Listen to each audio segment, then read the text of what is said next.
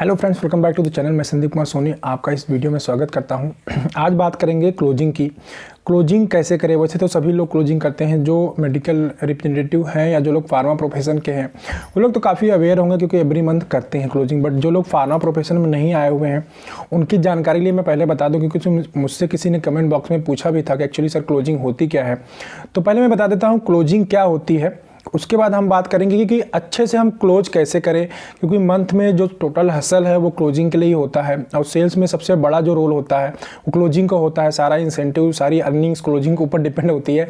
अगर हम अच्छे से क्लोजिंग कर पाए, और जो स्टॉकिस्ट के साथ सारे पंगे होते हैं वो भी क्लोजिंग पे हुए होते हैं, ठीक है। तो हम पहले ये बात करें क्लोजिंग क्या होती है, उसके बाद फिर बात करेंगे कैसे अच्छे से क्लोज किया जाए और कैसे मैक्सिमम इंसेंटिव अर्न किया जाए।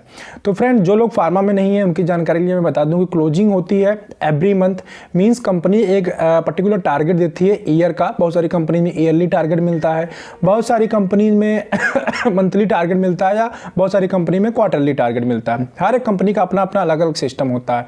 बट जो कंपनी का अपन मैनेजमेंट होता है उनका जो टारगेट होता है वो ईयरली ही होता है।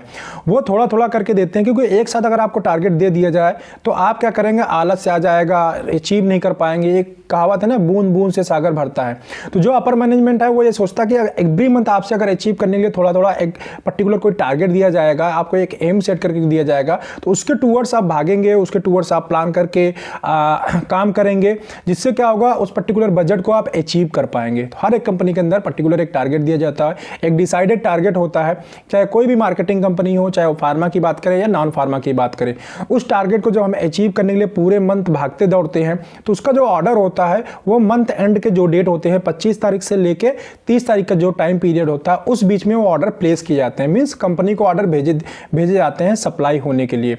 तो जिन लोगों को टारगेट अचीव करना होता है तो वो क्या करते हैं, उसी हिसाब से अपना ऑर्डर प्लेस करते हैं। सपोज दैट पर्टिकुलर किसी कंपनी के 4-5 स्टॉकिस्ट हैं, तो कोई बहुत ज़्यादा सेल करता है, कोई कम सेल करता है, कोई उससे भी कम सेल करता है। तो जो भी मेडिकल रिप्रेजेंटेटिव होते हैं या जो भी फार्मा सेल्स वाले होते हैं या अदर सेल्स वाले होते हैं, तो अपना सेल्स को अपने टारगेट के हिसाब से प्लान करते हैं, किस स्टॉकिस्ट से कितना ऑर्डर लगाना है, कितना प्लेस करना है। और अगर स्टॉकिस्ट के पास सामान कम पड़ता है, गुड्स की कमी होती है, तो वो मंथ के बीच में भी खुद से ही मंगा लेता है। बट जनरली क्या होता है कि एंड में जो होते हैं मेडिकल रिप्रेजेंटेटिव खुद ही जाते हैं ऑर्डर लेने के लिए, और ऑर्डर को सारा कलेक्ट करके जो पर्टिकुलर सीएफएस होते हैं या कंपनी को मेल करते हैं उनको, जिससे वो गुड्स सप्लाई हो जाता है। इसी प्रोसेस को क्लोजिंग बोलते हैं।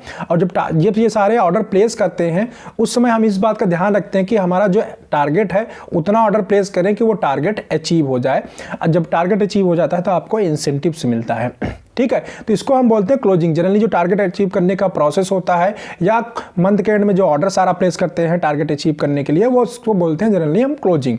और ये सभी कंपनीज में 25 से लेकर 30 तारीख के बीच में होता है। चलिए अब बात करते हैं कि हम टारगेट अचीव कैसे करें या क्लोजिंग अच्छे से कैसे करें।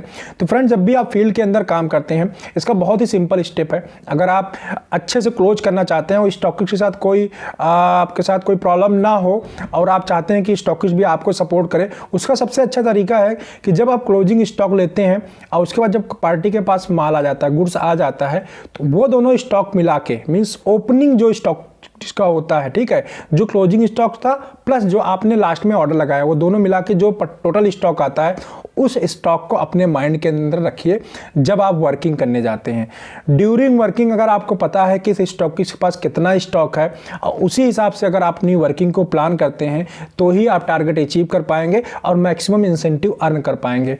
मेडिकल रिप्रेजेंटेटिव जितने भी होते हैं, मोस्ट ऑफ द लोग यही गलती करते हैं, वो सिर्फ टारगेट की तरफ भागते हैं, टोटल टारगेट की तरफ। टोटल टारगेट देखते हैं और वो दिमाग में लेके चलते रहते हैं कि क्लोजिंग पे चलो हम लगा देंगे ऑर्डर, क्लोजिंग पे ऑर्डर लगा देंगे, माल निकालते रहते हैं। आप अगर ऐसे सोच के टारगेट करने जाएंगे तो आप बहुत कम टाइम टारगेट अचीव कर पाएंगे, साथ ही साथ मैक्सिमम अर्निंग नहीं कर पाएंगे।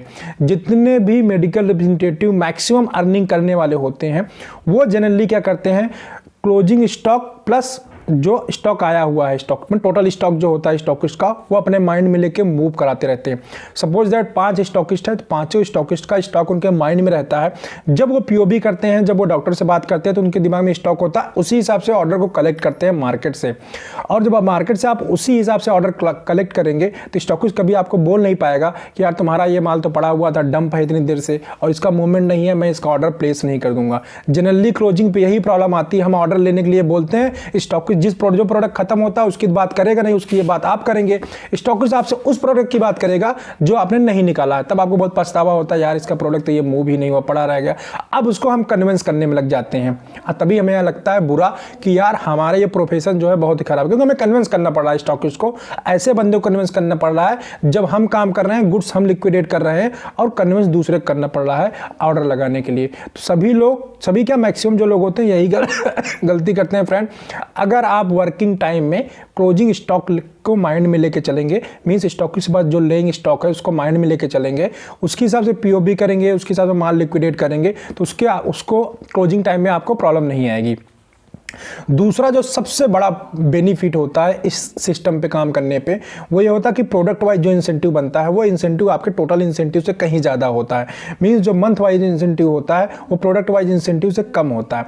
अगर आपने अपना टारगेट शीट प्रॉपरली देखा हुआ है, आपको मालूम है किस प्रोडक्ट का कितना टारगेट है, उसके हिसाब से आप लिक्विडेशन कर रहे हैं, तो आपको बहुत ज़्यादा बेनिफिट मिलेगा, क्योंकि एवरी मंथ आप सारे प्रोडक्ट का इंसेंटिव ले पाएंगे। कई बार क्या ऐसा होता है कि हम टारगेट शीट को प्रॉपरली नहीं देखते हैं, सारे प्रोडक्ट का टारगेट अपने माइंड के अंदर नहीं रखते हैं।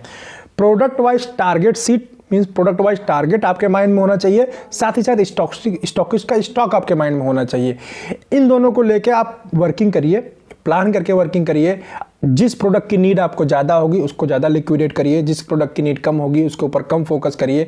आपका एवरी मंथ मैं बता रहा हूँ प्रोडक्ट वाइज इंसेंटिव आप कमाओगे टोटल इंसेंटिव के साथ में। बहुत सारे मेडिकल रिप्रेजेंटेटिव ऐसे हैं टोटल इंसेंटिव कमा लेते हैं बट प्रोडक्ट वाइज जाके नहीं देखते हैं। इससे क्या होता है कि वो टारगेट भी कर रहे हैं बट पैसा भी कम कमा रहे हैं। क्यों? क्योंकि उन्होंने थोड़ा सा कैलकुलेशन, देखिए जो मेडिकल रिप्रेजेंटेटिव की जॉब है, अगर आपको मैक्सिमम अर्निंग करनी है तो कैलकुलेशन आपकी चुटकियों में होना चाहिए। कैलकुलेशन आपके माइंड में अगर फिट नहीं है तो आप मैक्सिमम अर्निंग इस फील्ड के अंदर नहीं कर पाएंगे। और इस फील्ड में मैक्सिमम अर्निंग करने के लिए आपको कैलकुलेशन बहुत अच्छी तरीके से आना चाहिए, पता होना चाहिए, सारी चीज़ें आपके दिमाग में हमेशा वो घूमती रहनी चाहिए, तभी आप मैक्सिमम अर्निंग कर पाएंगे। अब ऐसे ही मैंने भी अर्न किया है, बहुत अच्छा इंसेंटिव अर्न किया कि जैसा मैंने वीडियो में बहुत सारे बता चुका हूँ। ठीक है, तो आप इन चीज़ों को फॉलो करेंगे तो आपको क्लोजिंग पे स्टॉकिस्ट से फाइट नहीं करनी पड़ेगी, साथ ही साथ आप मैक्सिमम इंसेंटिव को अर्न कर पाएंगे फ्रेंड। बस क्लोजिंग के बारे में बस इतना ही बताना चाह रहा था। जो लोग क्लोजिंग को नहीं जानते या क्लोजिंग कैसे करें तो और एक चीज़ मैं इसमें और ऐड कर दूं, अगर हो सके पॉसिबिलिटी है किसी भी स्टॉकिस्ट का मंथ में 2 या 3 बार ऑर्डर प्लेस करें छोटा छोटा। वो कैसे करेंगे? जब आपको स्टॉकिस्ट का स्टॉक मालूम है, आपको मालूम है कि उसके पास ये 5 बॉक्स पड़ा हुआ है, जो प्रोडक्ट कम पड़ा हुआ है उसका स्टॉक लिक्विडेट कर दो। क्योंकि स्टॉकिस्ट के पास अगर कोई प्रोडक्ट 0 स्टॉक हो जाता है तो ऑर्डर वो प्लेस कर देता है। तो आप क्या कर सकते हैं, होशियारी दिखा सकते हैं कि सभी स्टॉकिस्टों का स्टॉक लेके चलिए अपने माइंड के अंदर, दिमाग रखिए किसका स्टॉक पहले लिक्विडेट करना है जिससे उसका ऑर्डर प्लेस हो जाए। ठीक है, एक प्रोडक्ट खत्म होने में जनरली कई बार स्टॉकिस्ट ऑर्डर नहीं लगाता है या उस प्रोडक्ट की इतनी ज़्यादा डिमांड हो तो लगाता है। 2 या 3 प्रोडक्ट आप जनरली आप उसका जो है स्टॉक कर दीजिए, लिक्विडेट कर दीजिए। ठीक है, तो इससे उसका ऑर्डर बन जाएगा और आपका ऑर्डर प्लेस हो जाएगा। तो मंथ में 2 या 3 बार, 2 बार जनरली अगर आपने ऑर्डर प्लेस कर लिया किसी भी स्टॉकिस्ट का तो आपको उससे बहुत ज़्यादा बेनिफिट मिलेगा। और जो बड़े स्टॉकिस्ट हैं उनका तो कोशिश ये करिए कि वीकली आप देखने को, एक बार सैटरडे को प्लान करिए या फ्राइडे को, वीक में एक बार जाके स्टॉक जरूर देखिए कि क्या स्टेटस है स्टॉकिस्ट का, जिससे आपको एग्जैक्टली आइडिया लग जाएगा। बहुत सारे हमारे फ्रेंड ऐसे जो डिलेमा में रहते हैं, वो कुछ ऑर्डर देते हैं, कुछ उम्मीद ये किए रहते हैं कि यार कुछ ना कुछ तो माल स्टॉकिस्ट ने भी निकाल दिया होगा, इस डिलेमा में रहते हैं। और जब क्लोजिंग पे ऑर्डर लेने के लिए जाते हैं देखते हैं स्टॉक पड़ा होता है, स्टॉकिस्ट बोलता है आपका इतना स्टॉक पड़ा हुआ, और वो शॉक्ड होते हैं कि यार कुछ ही माल नहीं निकला या मैंने इतना निकाला तो उसके आगे उसने कुछ बेचा ही नहीं। अब स्टॉकिस्ट से फाइट स्टार्ट हो गई ऑर्डर लेने के लिए, तभी आपको लगेगा बुरा कि कोई स्टॉकिस्ट ऑर्डर नहीं दे रहा होगा, आपका स्टॉक वहाँ पे पड़ा होगा, 2-4 प्रोडक्ट आपने निकाल दिया होगा, बाकी प्रोडक्ट उसके पास पड़े होंगे। तो फ्रेंड आपको ये वीडियो कैसा लगा? ठीक है, अच्छा लगा हो तो लाइक कर दीजिएगा, या क्या और एडिशन चाहते हैं आप मेरे वीडियोज़ के अंदर कि हाँ चलो मैं उसको लेके भी वीडियोज़ बनाऊँ, तो वो मुझे कमेंट करके बता सकते हैं। और बाकी जो मेरे सोशल मीडिया के हैंडल्स हैं उनको भी मैंने डिस्क्रिप्शन बॉक्स में दिया हुआ है, उसको ज़रूर चेकआउट करिए। वहाँ पे क्या है कि आप मुझे फेसबुक के ऊपर फॉलो कर सकते हैं, फेसबुक पेज का भी मैंने हैंडल दे दिया, वहाँ पे जाके मुझको फॉलो कर सकते हैं। एज वेल एज अगर आप मुझसे डायरेक्टली कोई बात करना चाहते हैं तो इंस्टाग्राम के ऊपर डायरेक्टली मैं अवेलेबल होता हूँ, आप मुझसे वहाँ पर चैट कर सकते हैं, मैं जनरली वहाँ पर अवेलेबल होता हूँ। तो आप अपना क्वेश्चन ड्रॉप कर दीजिए, तो वहाँ रिप्लाई ज़रूर करता हूँ। जो लोग मुझे इंस्टाग्राम के ऊपर फॉलो फॉलो करते हैं। इसके अलावा जो है मेरी फार्मा जॉबर्स जो वेबसाइट है वहाँ पे जाके आप विजिट कर सकते हैं। अभी मैं वहाँ पे वैकेंसी वगैरह भी कंटिन्यूस अपडेट करूँगा, वो भी साइट अपडेटेड रहेगी, तो वहाँ पे जाके भी मुझे चेकआउट कर सकते हैं। ठीक है, और आपके मन में कोई क्वेश्चन हो, कुछ भी हो, तो इस वीडियो के में कमेंट करके भी मुझसे बता सकते हैं। चलिए इस वीडियो में बस इतना ही, मिलते हैं आपसे नेक्स्ट वीडियो में।